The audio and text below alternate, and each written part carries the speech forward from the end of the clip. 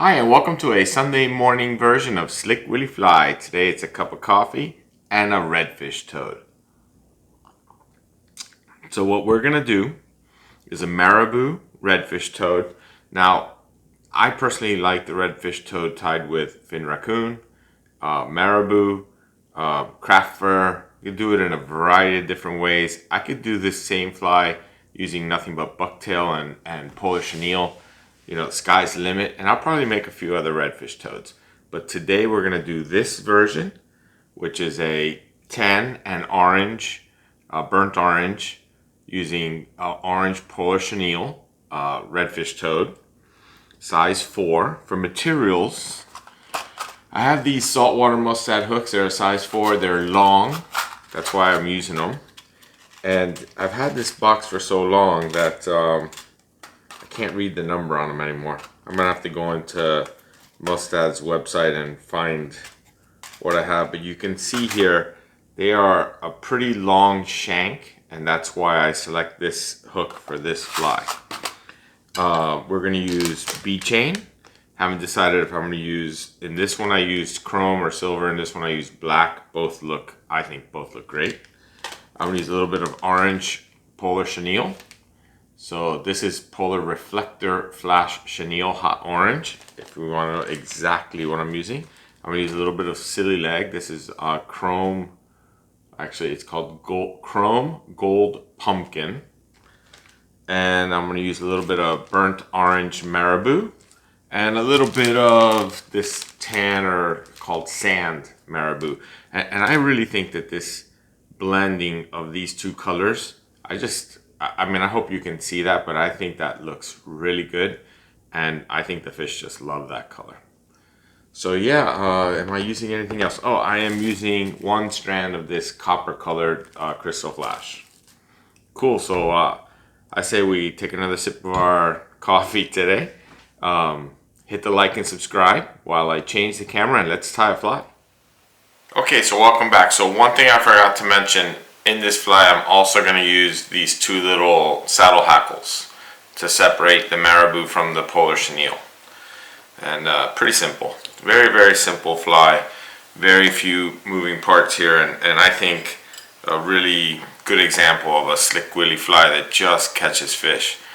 Now this fly, while I'm tying it in orange, I mean, another set of colors that I really like, I love using chartreuse with chartreuse chenille, black, white. I mean, sky's the limit here.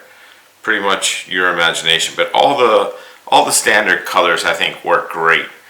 The thing about this orange is that I think that this orange could easily be confused for a little crab or a shrimp or something. I don't know, I just think it looks great in the water.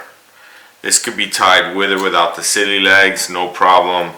It's just a very versatile, great little fly. So I pre-prepped blended marabou, and I will put a link in my video to another video that I did a while back where I show how I blend the marabou. I did this just to make this fly go a little bit quicker. Just so you know, actually the first material isn't actually going to be marabou. It's actually going to be one strand of this copper crystal flash, which I'm going to fold in half, and then fold in half again. Oops, drop that. Fold in half,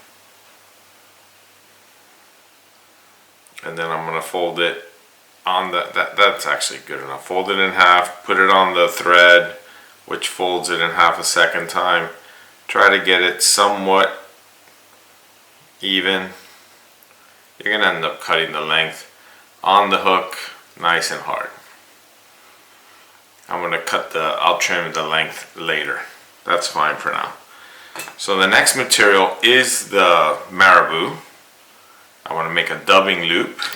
Again, I am gonna post a video of how I do this, how I blend the marabou and how I prep the marabou.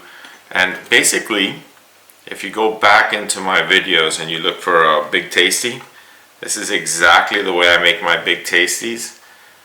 Different size hook, obviously. And It's just a very good, I find this to be an extremely good way to put on the marabou. Makes it super durable. So I'm just twisting up my dubbing loop. Gonna give it a good twist. And then I'm gonna take a needle and pick out all these trapped marabou fibers because they're pretty much all trapped. Just takes a second. Make this look really nice. And you can see probably already how the orange and the sand marabou blends. And I just think that has like a really natural, great look to it. I think it just looks awesome. And I think it just really looks like something that the redfish or snook or pretty much anything that lives in the inshore would have no problem coming up and eating. Alright, so now you have a choice. If you're lucky and you have a rotary function, you can use your rotary function. If not, just, you know, palmer it on the traditional way, stroking all the fibers to the back. I haven't actually started moving up the hook shank because now I can, because now the marabou is actually starting to wrap. I don't really want to wrap too far up the hook shank, and I don't want to wrap the marabou too much on itself.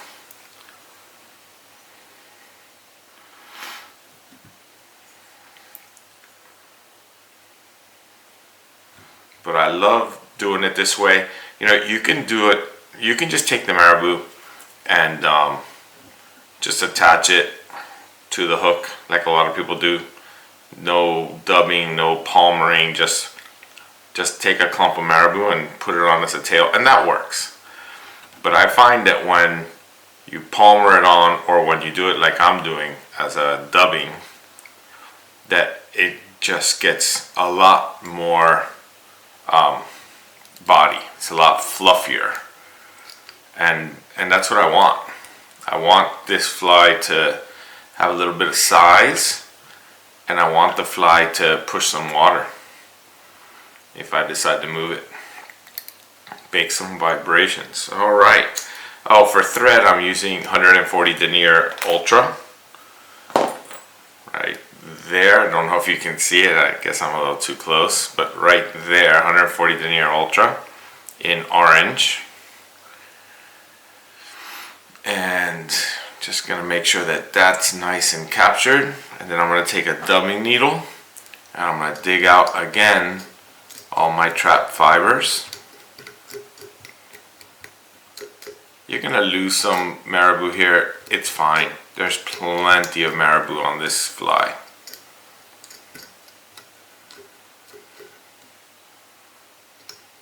I like to do this in both directions.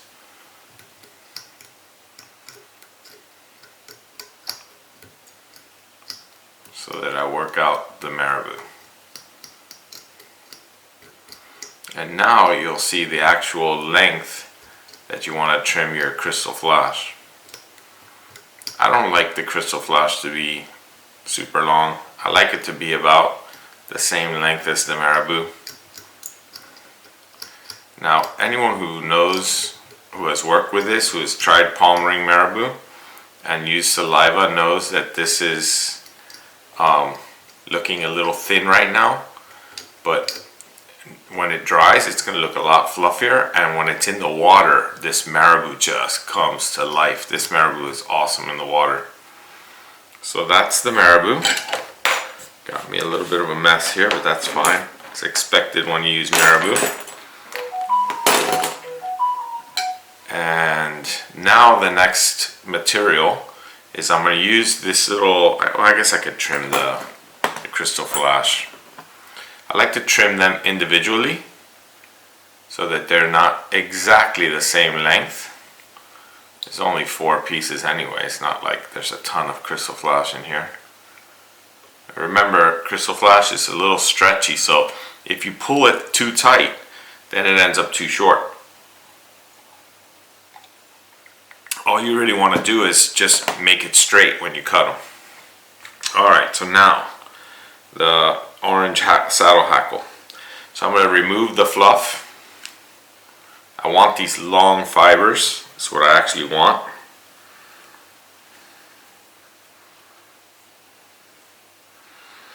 I'm going to put these two feathers together.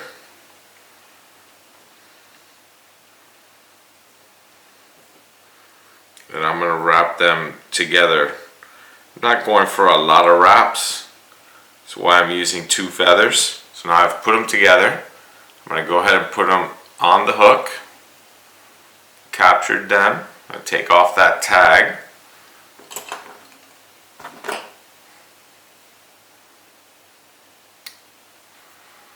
And you can use a tool if you like. I don't tend to use a tool. I just want to make sure that they wrap nicely on the hook.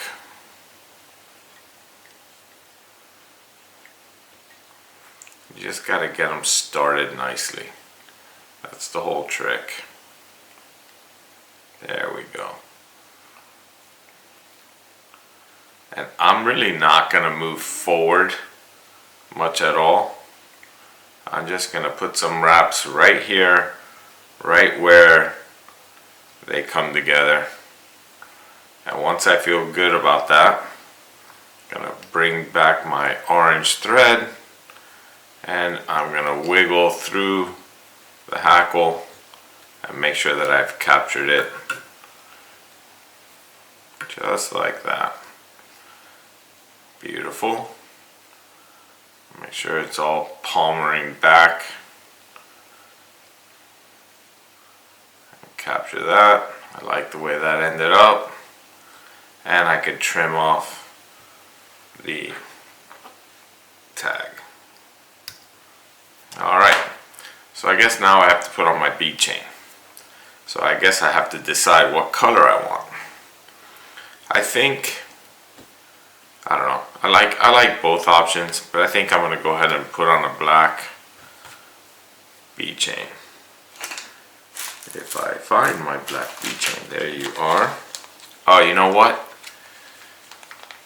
Actually, I'm going to put on my bead chain, then I'm going to put on my silly legs. I'm going to put on the silly legs at this point as well. When I cut my bead chain, guys, I use my wire cutters. You'll just damage your scissors.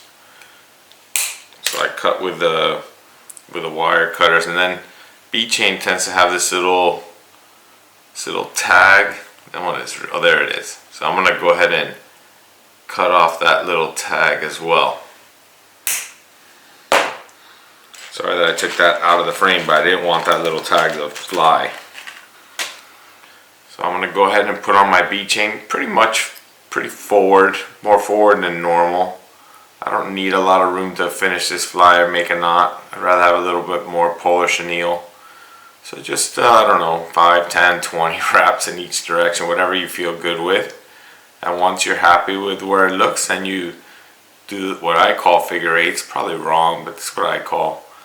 And all I'm doing is going under the bead chain, over the hook, and that just secures them really hard. Alright, so now it's silly legs. I got 2 silly legs, excuse me. And it's early in the morning on a Sunday. Still having my first cup of coffee. And I'm going to go ahead and put a set of silly legs on each side. Now remember, when you do this, this fly is going to swim hook side up. So remember, I like to put the silly legs on the side of the hook, just like you see there.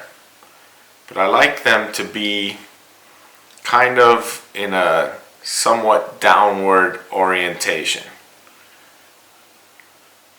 because that's going to help them just be a little bit more naturally looking.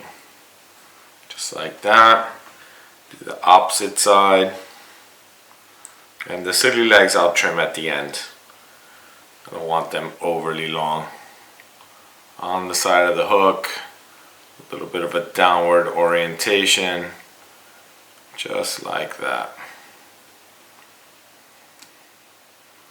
Now the only negative to the silly legs is that now I probably won't use my rotary function anymore. It just gets a little wild when you're using silly legs. Okay, so I have a piece of chenille from a previous fly, this Palmer chenille, and I'm going to go ahead and start with this. If it's not enough, I'll add. Not sure if this is going to be enough to make this fly, but it's fine. What is important is that you lock it in all the way to where you want the chenille to start, and it's really important at this point that all the materials are where you want them.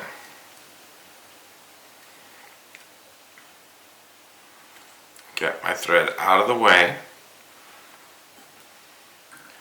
Gonna make sure that I have the two legs on each side the way I want them.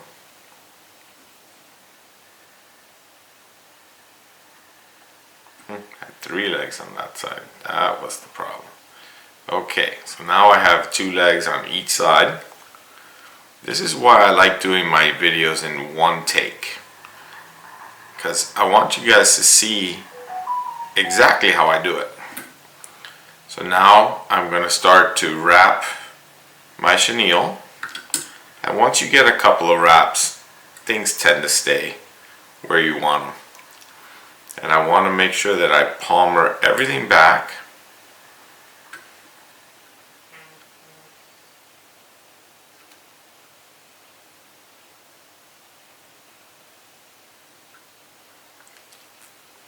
Just like that. Putting more saliva on this fly. That's okay. You know, one day, I always say, I'm going to get a little bowl or a little cup of water or something so I don't have to put my fingers in my mouth. And if I was a professional fly tyer that was selling flies, I'm sure that I would. But, you know, I tie, when I sit down on my vise, I tie 2 or 3, you know, unless I'm, like, my family back home needs some flies for something.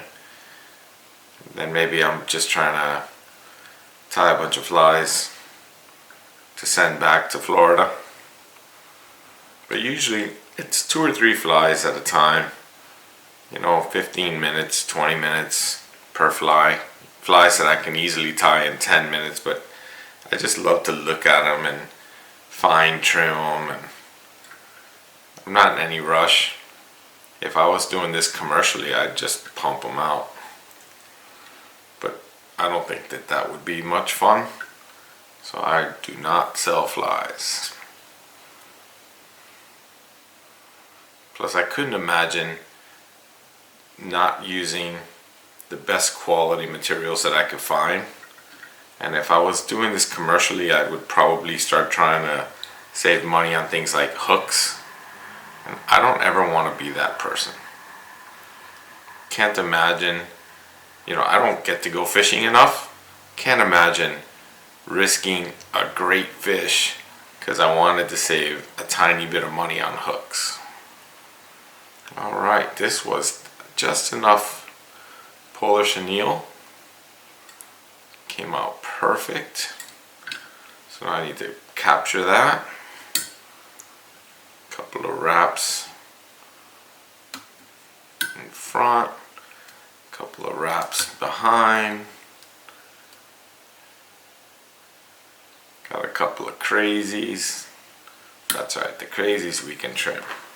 And I can trim that tag. I'm going to try and get everything going back again.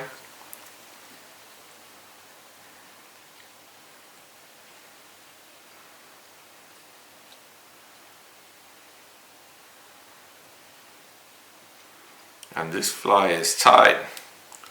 Now it's just a tiny, ooh, my thread broke. Wow. That is super unusual with this 140. You know, that's why I use this 140. Quickly gonna do that.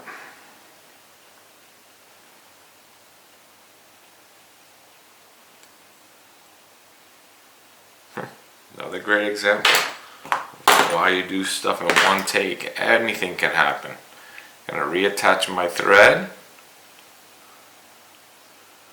I wonder what caused that. It must be something sharp on that bead chain. That was really unusual. I was going around the bead chain when the thread broke.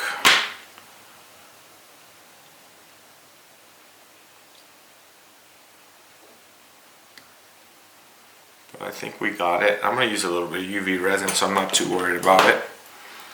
I'm going to give this a whip finish. Again, this is a question that comes up every now and then. I like using my whip finish tool because I just think that my whip finishes come out a little bit nicer when I use my whip finish tool. Absolutely no problem with people who do the whip finish by hand. And somewhere I need a razor. Alright, wow, that was crazy. 140 broke. Gonna get my vacuum out real fast. You know, when you're using craft fur, marabou, any of these kind of materials, bucktail, boy, it's nice to have a little shop vac. Boy, that came out great. Alright, so now again, we have to dig out fibers that might have got trapped.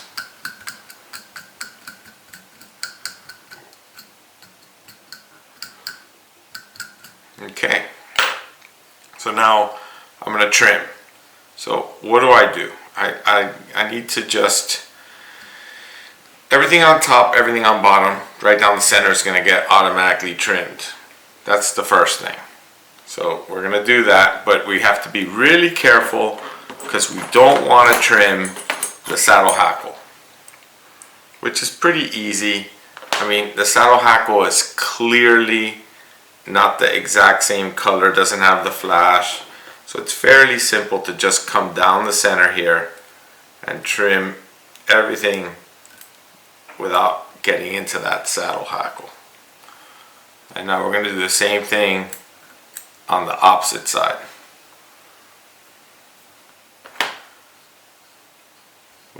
Fluffing out everything just like that. And I just want to get the stuff down the dead center, making very, very careful not to get any rubber legs, not to get any saddle hackle. Alright. So now it's cutting the shape of the traditional shape of the toad, which is a little bit of a diagonal here. So just spread everything out nicely. I like to make them a little bit big. I mean, this is a very easy to cast fly. There's not a lot of weight in this fly, just enough to make it sink. Just like that. Like that. We'll do the same on the opposite side. You know, you can get like really into this and like measure to the millimeter the sides and all that kind of stuff. Honestly, I don't really think it matters that much. I don't get too crazy with that. Now it's the legs. The length of the legs need to be trimmed. Again, these are, you can pull these. If you pull these too hard, you are going to end up with legs that are going to be too short. So I don't really want super long legs, definitely not as long as the tail. That is about the length that I'm looking for, about half the tail. So I put them all together and I cut them. And I think that looks perfect, nice and sharp. This is a fly that's going to ride just like that, hook side up. That little saddle hackle, it's not really separation, it's more to give me a little bit more size when this fly is in the water. And I think that fly came out perfect. I love it. So now it's just a little bit of UV resin. It's such an easy fly, but man, I mean, honestly, I think that any person can look at this fly and say, oh yeah, fish are gonna eat that. This is not anything fancy or unusual. Again, this is one of the things I love so much about these kind of flies, is that the materials are inexpensive. A bag of Marabou is not expensive, and you'll tie dozens of flies. The polar chenille, I don't even know how many flies I've tied with that bag, and I still have plenty in there. I mean, the hooks that I use, they're not expensive. They're stainless steel, size 4. What is nice about them is that they're long. You know, so you have to get hooks that give you the ability to put a little bit of material on here. You could easily have put a weed guard. I should have thought about that. Anyway, so I missed a weed guard. But maybe we tie another one in the future and I'll put a weed guard. But I've got a ton of videos where I've put weed guards on, so you see how easy it is to put weed guards on. And yeah. Alright, so I'll come back. So there it is. The redfish toad. Clearly a variant of the tarpon toad. Tarpon toad is clearly the original. Hope you enjoyed the video. Remember, this fly will swim hook side up, just like that. Don't forget to hit the like and subscribe. Don't forget, Slick Willy is on Instagram. Thank you for watching. Good luck catching. See you on the next video.